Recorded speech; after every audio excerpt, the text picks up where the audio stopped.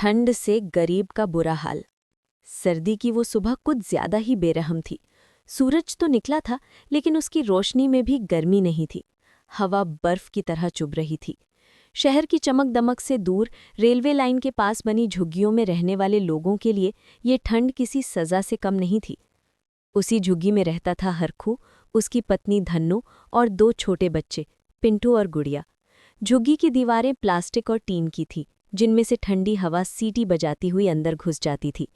फर्श पर बिछी पुरानी बोरी और ऊपर एक फटा हुआ कंबल, यही उनकी सर्दी से लड़ने की पूरी तैयारी थी। हरखू रोज की तरह सुबह अंधेरे में ही उठ गया। शरीर कांप रहा था, हाथ सुन्न हो चुके थे।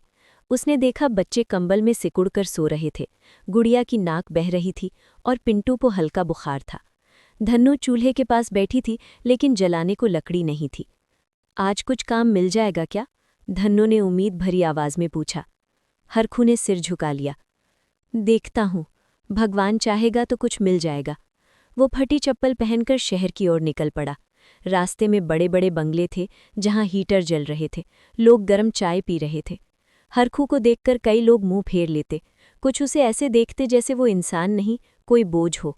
वो मजदूर चौक पहुंचा। वहां पहले से ही कई गरीब खड़े थे। सब ठंड से कांप रहे थे, मगर आंखों में काम की आस थी। घंटों बीत गए, ठंड और तेज हो गई। 1-2 लोगों को काम मिला, लेकिन हरखू का नंबर नहीं आया। दोपहर तक उसके हाथ पैर सुन्न हो चुके थे। भूख से पेट जल रहा था, लेकिन जेब खाली थी। उसने पास की चाय की दुकान पर खड़े होकर चाय की खुशबू को बस सांसों में भर लिया। शाम होते होते वो खाली हाथ लौटने लगा। रास्ते में उसने देखा, एक बूढ़ी औरत सड़क किनारे ठंड से अकड़ी पड़ी थी। लोग आ जा रहे थे, लेकिन कोई रुक नहीं रहा था। हरखू रुका, उसे हिलाया, पर वो नहीं उठी। शायद ठंड ने उसे हमेशा के लिए सुला दिया था। हरखू की आंखें भर आईं। क्या हमारी भी यही हालत होगी? उसने खुद से पूछा। झुग्गी पहुंचा तो हाल और बुरा था। पिंटू का बुखार तेज हो चुका था, गुड़िया ठंड से नीली पड़ रही थी, धन्नो रो रही थी। कुछ लाए? हरखू ने चुपचाप सिर हिला दिया। नहीं। रात और ठंडी हो गई। हवा मानो हड्डियों में घुस रही थी। हरखू ने कंबल बच्चों को उड़ा दिया और खुद कोने में बैठ गया। ठंड से दांत बज रहे थे, लेकिन वो बच्चों को देखता रहा। उसी समय झुग्गी के बाहर कुछ आवाजें आईं। कुछ लोग आए थे, सामाजिक संस्था के कार्यकर्ता। उनके हाथों में कंबल, गर्म कपड़े और खाना था। उन्होंने हरखू के परिवार को देखा। आप लोगों के पास कुछ नहीं है? एक महिला ने पूछा। धन्नो फूट फूट कर रो पड़ी। बस यही बच्चे हैं, इन्हें बचा लीजिए। कार्यकर्ताओं ने बच्चों को गर्म कपड़े पहनाए, कंबल दिए और गर्म खाना खिलाया। पिंटू को दवा भी दी। हरखू की आंखों से आंसू बहने लगे। वो हाथ जोड़कर बोला, आज आपने हमें ठंड से नहीं, भूख और मौत से बचा लिया। उस रात झुग्गी में पहली बार सुकून की नींद आई।